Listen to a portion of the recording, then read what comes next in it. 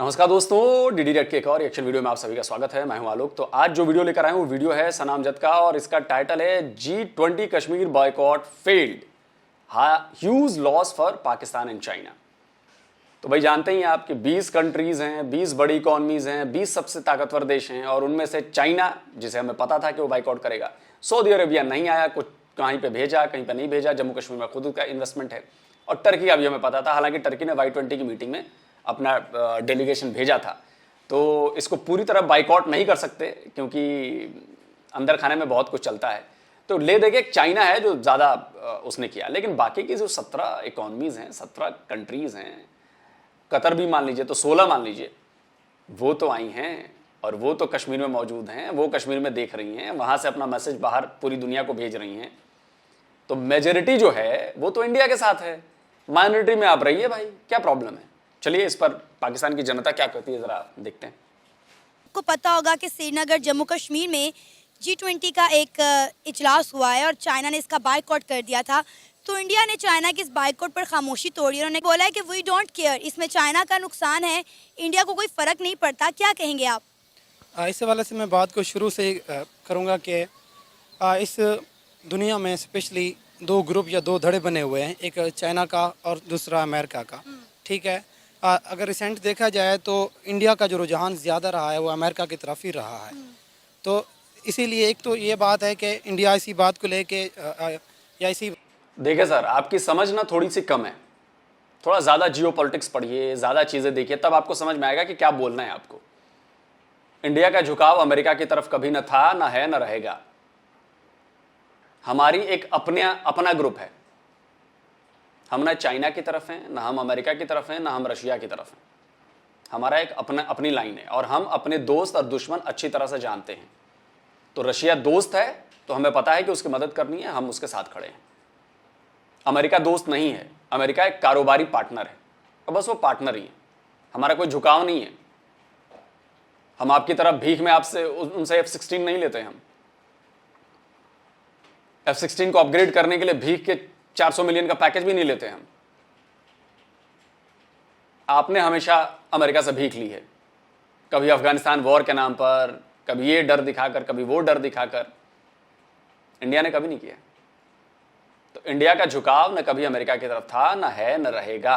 हाँ, पार्टनर हैं, हम अपना काम कर रहे हैं, वो अपना काम कर रहे हैं। बात की वजह से ये बात कर रहा है कि चाइना के बाइकाट करने से या इसमें शामिल ना होने से उसे फ़र्क नहीं पड़ता। एक बात भूल गया मैं कहना, अगर अमेरिका की तरफ झुकाव होता ना तो अमेरिका की तरफ से इतना दबाव बनाया गया कि आप रशिया से तेल मत खरीदो, कच्चा तेल मत लो, हम मान गए होते। नहीं माने ना। हमने कहा कि आपको जो करना है करिए, चुप रहिए, हमें जो अच्छा लगेगा हम वही करेंगे, हमारे लोगों के लिए जो बेहतर होगा हम करेंगे। तो अगर झुकाव होता तो क्या इंडिया अमेरिका को इस तरह का जवाब देता? इतनी बुद्धि नहीं है आप में, इतनी लॉजिक नहीं लगा सकते आप। खैर, पाकिस्तान और लॉजिक तो दो अलग अलग चीज़ें, क्योंकि उसका रुझान और उसका जो चीज़ों के डिपेंडेंट है या जिस पे मुनसर है या उसकी जो ट्रेडिंग है वो ज़्यादातर अमेरिकन ग्रुप से ही है। और चाइना ने इसीलिए इस बात का बैकआउट किया है क्योंकि चाइना अमेरिका के मुकाबले में एक बड़ी इकनॉमिक पावर है। तो इसीलिए पाकिस्तान अब मुकम्मल तौर पर अमेरिकी ग्रुप से आज़ाद होकर चाइना की तरफ जा रहा है। तो चाइना ने इसी वजह से बाइकआउट किया है। बाकी थोड़ी अपनी नॉलेज और बढ़ा लो सर। चाइना ने सिर्फ श्रीनगर में होने वाली मीटिंग का बाइकआउट किया और थोड़े बहुत जो अरुणाचल है उधर का मामला है। बाकी मीटिंग्स में चाइना वाले आए हैं, चाइना के मिनिस्टर भी आए हैं। डिफेंस मिनिस्टर्स की बैठक थी, उसमें भी आए, SCO की बैठक में, और G20 की बैठक में भी आए हैं। बाइकआउट नहीं किया है, सिर्फ श्रीनगर में होने वाली मीटिंग का उसने बाइकआउट किया है। इतनी भी अकल नहीं लगाएंगे आप। ज़रूर इस बात का फ़र्क चाइना को पड़ेगा क्योंकि वो ममालिक जो इस ग्रुप से हैं या हमारे रीजन के हैं या इंडियन ग्रुप के हैं तो वो चाइना से ट्रेड यकीनन कम कर देंगे। इसका थोड़ा बहुत नुकसान चाइना को ज़रूर होगा। सर, एक और बात उन्होंने की कि पाकिस्तान के मुंह के ऊपर G20 का इजलास जो है, जो कि उन्होंने श्रीनगर जम्मू कश्मीर में किया, एक ज़ोरदार तमाचा है। क्योंकि पाकिस्तान ने इस्लामी ममालिक को बोला था कि वो इस सबमिट का बाइकआउट करें, लेकिन उसके बावजूद भी OIC के मेंबर्स ने इस मीटिंग को अटेंड किया है जो कि इंडिया होस्ट कर रहा है। जी इस हवाले से बहुत से मुस्लिम कंट्रीज़ ने भी मीटिंग को अटेंड किया है और ये मीटिंग्स और ये इजलास हमेशा से होता भी आ रहा है। लेकिन अगर हम एक बात को देखें, दुनिया के तमाम ममालिक, वो चाहे मुस्लिम हैं, नॉन मुस्लिम हैं, या कि वो मज़हब की बुनियाद पे आज़ाद हुए हैं या नॉन मज़हब हैं, जिस तरह के भी हैं, लेकिन एक चीज़ सब में कॉमन है, वो अपने इकनॉमिक को सबसे पहले प्रेफर करते हैं। इसी तरह से तमाम ममालिक जो इस इजलास में शरीक हुए हैं, वो उनका अच्छा खासा जो इकनॉमिक है उनकी इंडिया के साथ ट्रेडिंग की वजह से हो रही है। वो पाकिस्तान की वजह से, पाकिस्तान का रोल क्या है अपने इस रीजन में या इस दुनिया में, मेरे ख्याल से कोई ख़ास रोल ही नहीं है। पाकिस्तान का रोल इन तमाम ममालिक के लिए एक ऐसा है जैसे कि महल्ले का एक गरीब शख्स, तो उनको उस बात से फ़र्क नहीं पड़ता कि उसकी सूरत हाल क्या है। सेम इसी तरह से उनके बाइकाट ना करने की वजह भी यही है, उनकी ज़्यादातर ट्रेडिंग और मफाद इंडिया के साथ हैं, ना कि पाकिस्तान के साथ हैं, और उन्होंने अपने मफादात को ही तरजीह दिया है। सर, हम तो हमेशा ये कहते हैं कि जो नरेंद्र मोदी है, जो मोदी सरकार है, वो एंटी मुस्लिम है। उसके बावजूद भी इस्लामिक कंट्रीज़ के साथ इंडिया के ताल्लुकात बड़े अच्छे हैं, लेकिन पाकिस्तान के साथ ताल्लुकात अच्छे नहीं है। इसका मतलब है हम ये नहीं कह सकते कि मोदी सरकार एंटी मुस्लिम है या एंटी इस्लाम है। मोदी सरकार एंटी मुस्लिम या एंटी इस्लाम ये एक अलग बात है, लेकिन मुख्तलिफ ममालिक में ये बयानिया, सियासी बयानिया हमेशा से रहा है। जैसा कि इंडिया में हिंदू अक्सरियत है, अब तकरीबन इस पूरे बरसगीर सब कंटिनेंट के रीजन में मज़हब की बुनियाद पर वोट मिलते हैं। हमारे यहाँ भी मिलते हैं, कभी ख़त्म नबूवत का नारा लगा लिया, कभी कोई दूसरा नारा लगा लिया। हो सकता है कि मोदी ने ये नारा लगाया हो, लेकिन मोदी एक बात को लेके पुरइतमाद है कि वो इंडिया की मईशत को हमेशा से आगे लेके जा रहा है। वो चाहे अगर एंटी मुस्लिम है, एंटी इस्लाम है, तो मुस्लिम ममालिक के साथ ट्रेड क्यों करता है। हालांकि जब से मोदी इक़्तिदार में आया है, इंडिया का जो ट्रेडिंग का रुझान है या रिलेशंस है, वो मुस्लिम ममालिक के साथ ज़्यादा है। यूएई के जितने भी कंट्रीज़ हैं, वो इंडिया को वीज़े में बहुत सी सहूलियात दे रहे हैं। तो ये बात कतई निकल आता है, ये यकीनन हमारी स्टेट का बयानिया हो सकता है या सियासतदानों का बयानिया हो सकता है, लेकिन ऐसा हरगिज़ नहीं है, मैं ऐसा नहीं समझता। चलिए, बड़ा अच्छा लगा कि एक पाकिस्तानी ने इतनी लॉजिकल बात की, फैक्चुअल बात की। बड़ा अच्छा लगा आपको सुन के भाई साहब, बहुत अच्छा लगा, क्योंकि ये जो पॉइंट है ना, ये काफ़ी सारे 99.99% पाकिस्तानी आपके इस पॉइंट को समझ नहीं पाते हैं कि आपने क्या बोला है। जो ये आपने बात बोली है ना, ये बहुत ज़बरदस्त बात है और ये फैक्चुअल बात है। आप देखो कि पिछले 8 साल में हमारे मुस्लिम कंट्रीज़ के साथ कितने अच्छे रिलेशन हुए हैं, और शायद इसी का नतीजा है कि चाहे वो सऊदी अरब हो, सऊदी अरब ने भी अपने टॉप मोस्ट सिविलियन अवार्ड से पीएम मोदी को नवाजा ना। सऊदी अरब ने उनको अपना सम्मान दिया ना, तो सऊदी अरब वालों का दिमाग तो ख़राब नहीं है। यूएई वालों ने भी सम्मान दिया, उनको सिविलियन अवार्ड से नवाजा, उन्होंने भी उनको सम्मान आदर दिया, वो भी पगलाए हुए नहीं है ना। इनफैक्ट फिलिस्तीन की तरफ से भी उन्हें सिविलियन अवार्ड मिले हैं, तो फिलिस्तीन वाले भी पगला गए हैं। तो ये आप लोगों की सोच है, और वाकई ये बात आपने बहुत अच्छी कही है। मुझे लगता है कि आपकी बात लोगों को सुननी चाहिए और समझनी चाहिए, पाकिस्तान के लोगों को। ये लॉजिकल बात है, जहां पे लॉजिकल बात है मैं उसकी तारीफ करूंगा। सर, एक चीज़ देखी गई है कि वक्त के साथ साथ इंडिया में, इंडियंस में, कश्मीरियों में, वहाँ की आवाम में बड़ा कॉन्फिडेंस आ गया है। जैसे अभी उन्होंने कहा कि चाइना के आने ना आने से वी डोंट केयर, हमें फ़र्क नहीं पड़ता। मतलब क्या वजह है कि अगर 4 कंट्रीज़ इस समिट को अटेंड नहीं कर रही, 16 अटेंड कर रही हैं, लेकिन इंडिया को उन 4 के आने से फ़र्क नहीं पड़ता। मतलब कोई कंट्री उन्हें कहती है कि आपने, जैसे अमेरिका ने बोला कि आपने रशिया से तेल नहीं खरीदना, इंडिया ने उन्हें शटअप कॉल दी कि हम तो ख़रीदेंगे। क्या वजह है इंडिया में इतना कॉन्फिडेंस कि वो जब चाहे, जिसको चाहे शटअप कॉल दे सकता है। मैं बात का आगाज़ फिर वही से करूँगा कि इंडिया इस वक्त दुनिया की 5वीं बड़ी मईशत है। टेक्नोलॉजी के हवाले से, सॉफ्टवेयर के हवाले से इंडिया का बहुत बड़ा किरदार है और दुनिया ये बात तस्लीम करती है। और स्पेशली इंडिया बहुत से ममालिक के लिए मजबूरी भी है, क्योंकि उनकी जो ट्रेडिंग का बड़ा हिस्सा है वो इंडिया के साथ होता है। इंडिया इतनी बड़ी आबादी है और साथ में इतनी बड़ी मईशत भी है, तो इंडिया ये एक कॉमन सी बात है कि हमारे यहाँ पुरइतमाद और कॉन्फिडेंस शख्स वही होता है जो इकनॉमिकली स्ट्रांग हो। सेम एज इंडिया बाकी ममालिक की निस्बत बहुत ज़्यादा स्ट्रांग है, उसका कॉन्फिडेंस और उसकी हैसियत, उसका वजूद हमसे कई गुना ज़्यादा है। तो इस हवाले से वो मज़ीद आगे भी जाएगा और पुरइतमाद भी रहेगा। सर, अगर ये सब बातें हमें पता हैं तो हम इंडिया के साथ ताल्लुकात बेहतर क्यों नहीं करते? इस वक्त पाकिस्तान की जो मौजूदा सूरत हाल है, आपको नहीं लगता कि हमें इस वक्त इंडिया के साथ की बहुत ज़रूरत है? हाँ, हमें इंडिया की ज़रूरत है। इंडिया को हमारी ज़रूरत हरगिज़ नहीं है। ये तो चंद दहाइयाँ पहले की बात है। शायद इकनॉमिकली हम इंडिया के बराबर ही थे या इंडिया से आगे ही थे, लेकिन आज इंडिया हमसे बहुत ज़्यादा आगे है। तो हमें ही चाहिए कि हम इंडिया के साथ ताल्लुकात बहाल करें, बॉर्डर को खोल दें। सर, इंडिया और पाकिस्तान की इकॉनमी कभी बराबर नहीं रही है। अभी नहीं, 75 ईयर्स का आप डेटा उठा के देख लीजिए, कभी आपकी जीडीपी हमारे बराबर नहीं आई है। नेवर। आगे निकलना तो छोड़ दीजिए, कभी आपकी जीडीपी हमारे बराबर आई ही नहीं है। हमारी इकॉनमी के बराबर आप कभी नहीं हुए हैं। हाँ, करेंसी जो है वो एक टाइम था जब बिल्कुल आसपास करीब पहुंच गया था मामला। फॉरेक्स रिजर्व में शायद आप एक दो बार आगे रहे होंगे, क्योंकि तब हमने एड नहीं लेनी थी किसी से। आपके यहां एड आती थी फॉरेन से, अमेरिका से, बाकी जगहों से, तो आपका फॉरेन रिजर्व शायद उस वक्त 5-6 बिलियन डॉलर रहा होगा। हमारा शायद 4 बिलियन डॉलर रहा होगा, 5 बिलियन डॉलर होगा बस। लेकिन आज ये फर्क पता है ना कितना है। ट्रेडिंग करें, इसमें हमारा फ़ायदा है। अगर एक 5वीं बड़ी मईशत के साथ हमारी ट्रेडिंग हो जाती है, और देखें हमारे जोग्राफिया हालात भी सेम हैं, लोगों में भी ज़्यादा डिफरेंस नहीं है, तो इस वाले से हमें बहुत ज़्यादा फ़ायदा होगा अगर हमारे इंडिया के साथ ताल्लुकात बहाल हो जाते हैं, ट्रेड हो जाती है। माजी में जो कुछ हुआ है वो हमें तस्लीम करके इंडिया के साथ ताल्लुकात को बहाल करना चाहिए। तौकीर क्या करते हैं? मैम स्टूडेंट हूँ, क्या पढ़ रहे हैं? Political science. ज़बरदस्त। अच्छा तौकीर, G20 का इजलास श्रीनगर जम्मू कश्मीर में हुआ, वहाँ पर चाइना ने उसका बायकॉट किया और चाइना के ना जाने पर इंडिया ने फाइनली अपनी खामोशी तोड़ते हुए कहा कि वी डोंट केयर, चाइना कोई नुकसान है, हमें कोई फ़र्क नहीं पड़ता। क्या कहेंगे आप इंडिया के स्वैग पर? पहली बात तो मैम कि G20 की मीटिंग जो उन्होंने वहाँ पर कराई, ये यूएन की जो करारदें तो उनकी सब की खिलाफ वर्जी है। ठीक है, फिर यूएन के होने का फिर मकसद भी कोई नहीं है।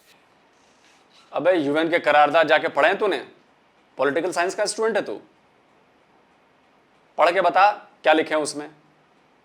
और अगर इतना यूएन है तो वो जो चाइना को गिफ्ट किया था साक्ष्यम वैली और कौन सा था वो यूएन का करारदादों का उल्लंघन नहीं है। वहां पाकिस्तान ने यूएन नहीं तोड़ा।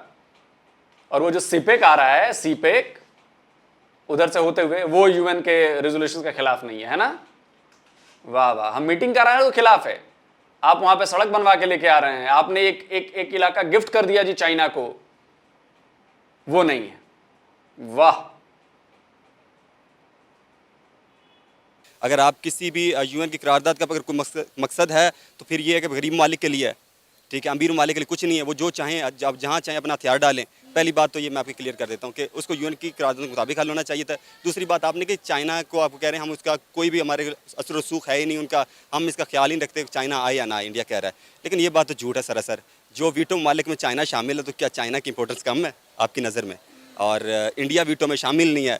ठीक है, जो वीटो करते हैं वो उसमें से सबसे बेहतरीन जो नाम आती है उसमें रशिया आता है, चाइना का आता है, उसके बाद अमेरिका का आता है। तो उसमें चाइना की जो आप जोग्राफिकली देखें और वैसे डिप्लोमेटिकली देखें, उसके बाद इकोनॉमिकली देखें, तो उनकी जो वर्थ है वो इंडिया कभी नहीं बनी है। लेकिन हम दूसरी चीज़ों को इग्नोर नहीं कर सकते। डेफिनेटली इंडिया ने इस जो 2-4 सालों में, 5 सालों में इतनी तरक्की की है कि वो एक्स्ट्रा तरक्की की है। मतलब कि वो 5वीं बड़ी दुनिया की बड़ी 5वीं इकॉनमी बन चुके हैं। ऑटोमोबाइल इंडस्ट्री उन्होंने जापानीज़ को कम्पीट कर दिया है। फिर हम साथ देखते हैं कि 6G उन्होंने अभी लॉन्च की है। दुनिया को इस IT इंडस्ट्री की फैसिलिटेट कर रहे हैं कि इस अपनी अपनी चीज़ों में, हर चीज़ों में तकरीबन अभी 6G उन्होंने तकरीबन, मैंने देखा कई कंट्रीज़ में उन्होंने इस प्रोजेक्ट पर काम कर रहे हैं। और साथ हम देखते हैं कि उनकी कई कंपनीज़ हैं वो बाहर जाकर काम कर रही हैं। यहाँ से उनके मैन्युफैक्चरर यहाँ से प्लांट लगाते हैं, यहाँ से चीज़ें बाहर बेच रहे हैं। तो इंडिया बहुत आगे जा रहा है, नो डाउट। लेकिन चाइना की इंपॉर्टेंस को अगर वो इस तरह कह रहे हैं, क्योंकि चाइना के उनके साथ एक तो डिस्प्यूट्स हैं। पहली बात तो ये कि जो चाइना भी कभी नहीं चाहता कि वो कश्मीर में आए। अगर वो कश्मीर में आता तो फिर वो दूसरे डिस्प्यूट है वो उनको बुलाने पड़ सकते हैं डिप्लोमेटिक। चाइना को क्या लॉस है इस समिट को अटेंड ना करने का और बायकॉट करने? मैम, चाइना के मैंने पहले आपको बताया कि उनके डिस्प्यूट्स हैं अरुणाचल प्रदेश, तिब्बत, लद्दाख, सियाचिन का। अगर वो चाइना यहाँ पर अटेंड करता है, इट्स मीन के वो फिर जो वो सियाचिन का कोई डिस्प्यूट नहीं है बॉस। सियाचिन का तो आपके साथ है, वो हमारे पास है। सियाचिन जो 84 में ले लिया था आपसे, हमारा ही हिस्सा है, वापस ले लिया था। वो क्लेम वाले लाके उनको भी मान रहा है। ठीक है, कश्मीर का इशू फिर रिजॉल्व हो जाता है तो फिर उन्होंने कहना है कि इसको भी माने। ठीक है, जो भी यूएन के मुताबिक करारदाद के मुताबिक अगर इसको मान रहे हैं तो चाइना का फिर क्लेम, चाइना भी डिप्लोमेटिकली अपने जो अपना मफाद है, कोई भी कंट्री हो अपना इंटरेस्ट छोड़ के इंडिया के पास कैसे जाएगा? सना, आपको चाहिए था ना कि आप फौरन जब ये यूएन की रेजोल्यूशंस की बात कर रहे थे ना, आपको फौरन पूछना चाहिए था कि वो यूएन के रेजोल्यूशंस क्या हैं। और आपको अपने फ़ोन में ना असली जो यूएन के रेजोल्यूशंस है वो रखने चाहिए थे और ज़रा इनके बयान से मैच करा देने चाहिए थे। मैं शर्तिया कहता हूं कि यूएन के रेजोल्यूशंस इन्होंने नहीं पढ़े हैं, और पढ़े भी हैं तो जानबूझकर गलत जानकारी दे रहे हैं, शर्तिया। तो अगर मुझे लगता है कि सना आपको अपने दर्शकों का ख्याल है, अगर दर्शकों तक आप सच्ची बात पहुंचाना चाहती हैं, तो प्लीज़ ये काउंटर करना पड़ेगा आपको अगली बार जब यूएन रेजोल्यूशंस की बात करे कोई कश्मीर पर तो। लेकिन मुझे लगता है कि आप कर नहीं पाएंगी, क्योंकि जैसे ही आप वो लेकर आएंगी तो फिर पाकिस्तान का नैरेटिव बदल जाएगा, जो सामने वाला होगा वो झूठा साबित हो जाएगा, पाकिस्तान झूठा साबित हो जाएगा, और वो शायद मुझे लगता है कि आप कर नहीं पाएंगी। चाइना का ये इंटरेस्ट ही नहीं है कि उसमें जाए, ठीक है। साथ अब बात करते हैं सऊदी अरेबिया की, टर्की की। उन्होंने भी इसमें कहा है कि हम नहीं गए। अभी जो सियात वाली मेरे ख्याल कॉन्फ्रेंस थी G20 की, उसमें उन्होंने भी शिरकत नहीं की। लेकिन OIC के मेंबर्स ने जो है वो अटेंड किया है इस मीटिंग को, और इस पर इंडिया हमारा मजाक भी उड़ा रहा है कि पाकिस्तान ने बायकॉट की कॉल दी थी मुस्लिम ममालिक, उसके बावजूद भी OIC के मेंबर्स ने इस मीटिंग को श्रीनगर जम्मू कश्मीर में अटेंड किया है।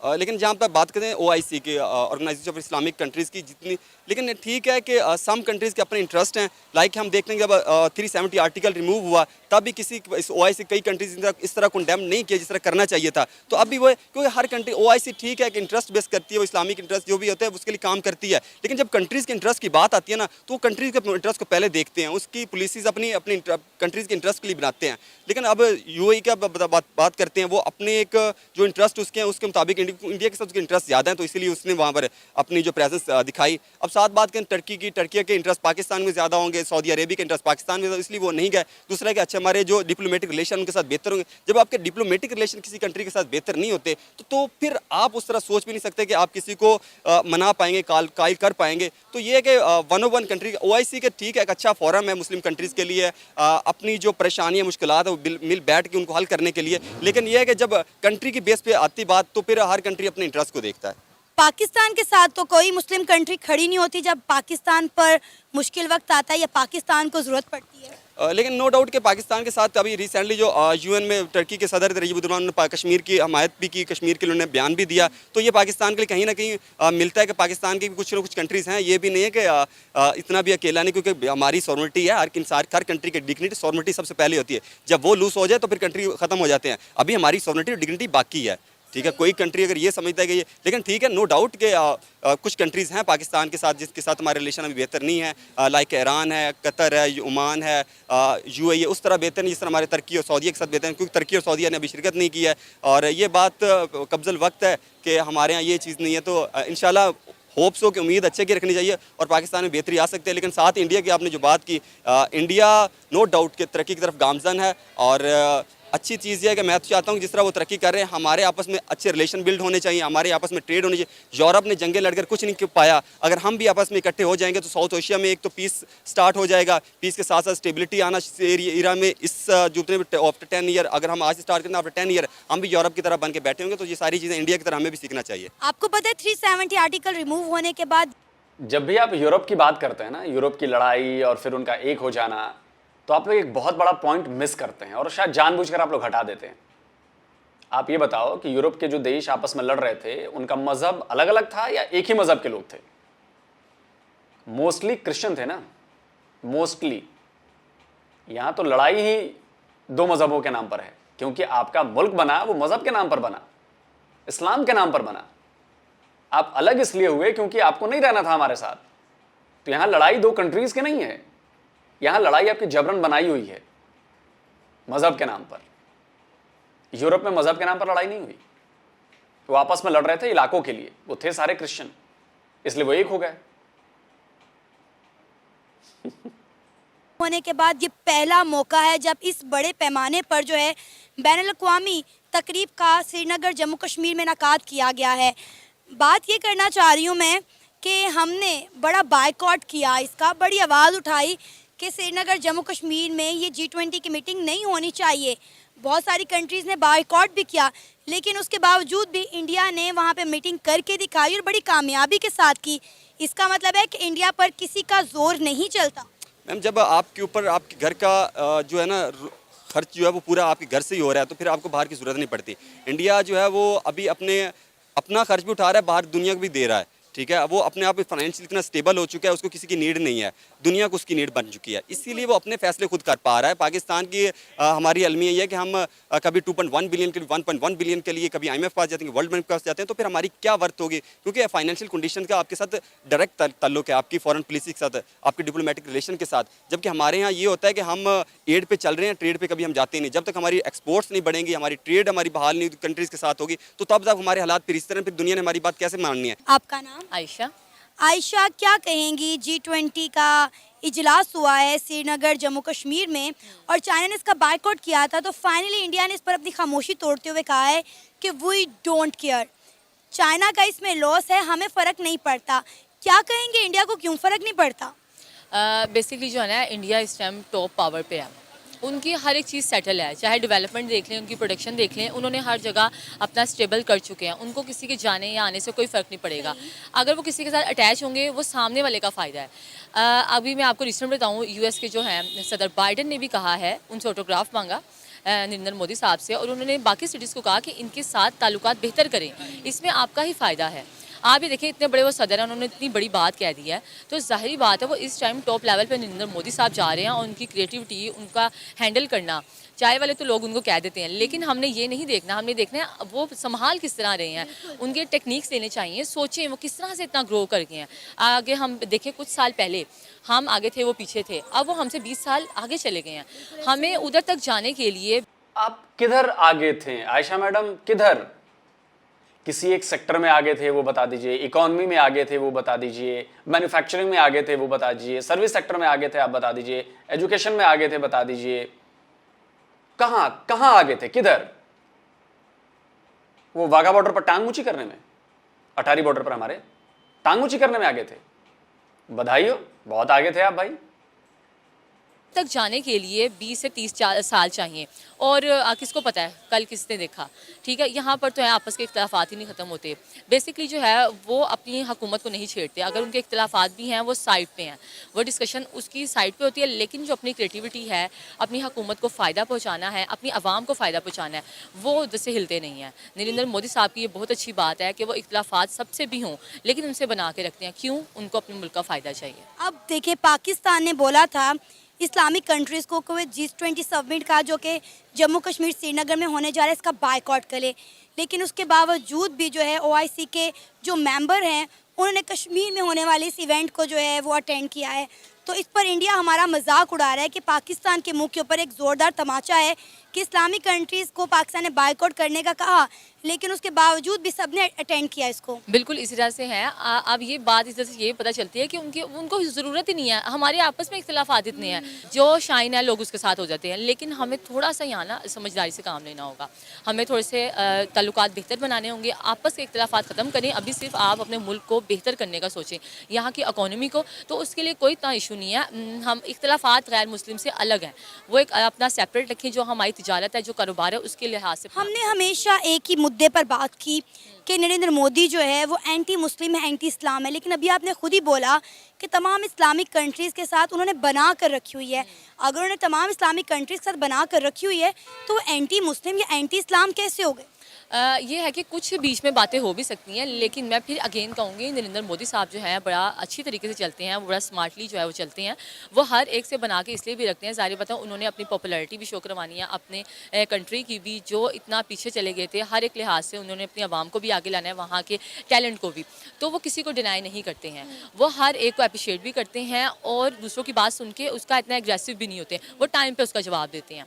इसीलिए ये एक स्मार्ट उनका तरीका है चलने का, कि सबको लेके भी चलना, थोड़ा अगेंस्ट भी हैं तो वो इतना जाहिर नहीं करते। आपको नहीं लगता हमारे सियासतदानों को इंडिया के सियासतदानों से कुछ सीखने की ज़रूरत है? बिल्कुल ऐसे ही, इसमें कोई आपको बुरी बात नहीं है, मैं भी यही कहती हूँ, क्या ऐसी उनकी टेक्निक्स हैं, क्या टिप्स हैं, क्या वो आपस में कम्युनिकेशन करते हैं, थोड़ा सा तब पता चलेगा जब हम उनके अंदर जाएंगे। ठीक है, आप थोड़ा सा बेहतरी लाने के लिए किसी के साथ वैसे बातचीत कर लें, उनकी कोई टिप्स ले लें, तो इसमें कोई बुरी बात नहीं है। हमारे फॉरेन मिनिस्टर गए इंडिया और वहाँ जाके उन्हें धमका कर आ गए, यही वो अच्छे तरीके से बैठते चले। इंडिया के फॉरेन मिनिस्टर एस जयशंकर ने जो है वो उनको अच्छे तरीके से उनकी मेहमान नवाजी नहीं की, तो आप थोड़ा सब्र तहम्मुल का मुजाहिरा करते, अच्छे से बातचीत करके उनसे वापस आते, लेकिन आप इंडिया को वहाँ से धमका कर आ गए। अगर यही सब कुछ चलता रहा तो इंडिया के साथ हम लोग कैसे टेबल टॉक करेंगे? बिल्कुल, इस बात सुने, एक छोटा बच्चा भी होता है ना, वो अगर सामने वाले से इनसिक्योर हो ना, वो उसके पास दोबारा नहीं जाता। आप उनकी कंट्री में बैठे हुए हैं, अगर उन्होंने आपको अच्छा रिप्रेजेंट नहीं किया है, फिर आप अपना दिखाएं ना कि आप किस तरह से हैं। आप उधर बैठ कर उनको धमका के आ गई तो ये तो गलत बात है। आपकी क्या इमेज शो हुई? आप ऐसा प्रेजेंट होते, पता चलता है कि यहाँ के कोई आए हैं, वो पाकिस्तान से आए हैं, उनसे मिलते, उनका अपना खुशी इलाके का मुजाहरा करते, उनके साथ कोई मज़ीद अपने प्रोजेक्ट्स की बात कर लेते, या कोई अगर चले कश्मीर की नई नई भी बात करनी भी फ़िलहाल ठीक है, उसका मसला वही है। लेकिन कोई ऐसी समझदारी वाली बात करते, उनको पता चलता है हाँ भाई कोई चेंजिंग आई है, हम इस पर एतमाद कर सकते हैं। एतमाद वो अभी भी ज़ीरो करके आ गए। ये था हमारा आज का प्रोग्राम। आपने जानी पाकिस्तानी अवाम की राय। उम्मीद है आपको आज का हमारा ये प्रोग्राम पसंद आया होगा। आप भी अपनी राय का इजहार कर सकते हैं नीचे दिए गए कमेंट सेक्शन में।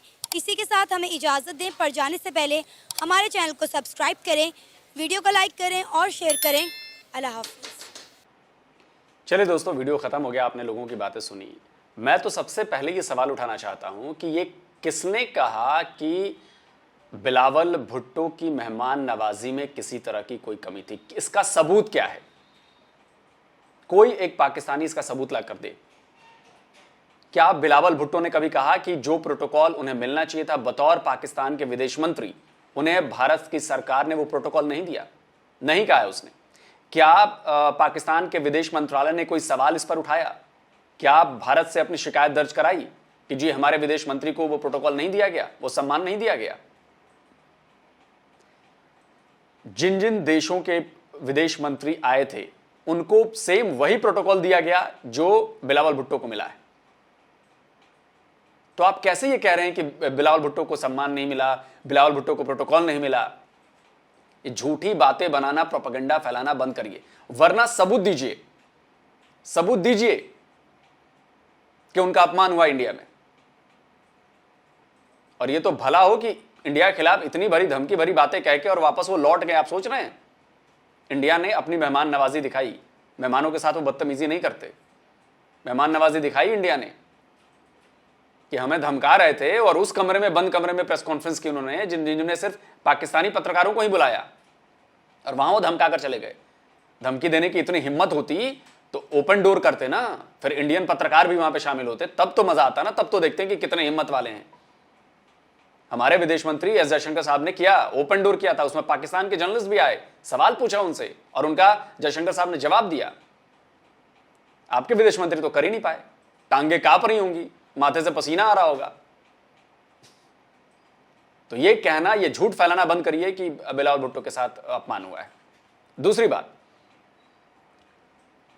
जो इंडिया ने कहा कि वी डोंट केयर, बिल्कुल हम क्यों केयर करें? हमें पता था कि चीन प्रॉब्लम करेगा, हमें पता था कि कतर प्रॉब्लम करेगा, हमें पता था कि टर्की प्रॉब्लम करेगा। हम जानते, बूझते, समझते, उसके बाद हमने ये ऑर्गेनाइज किया ना।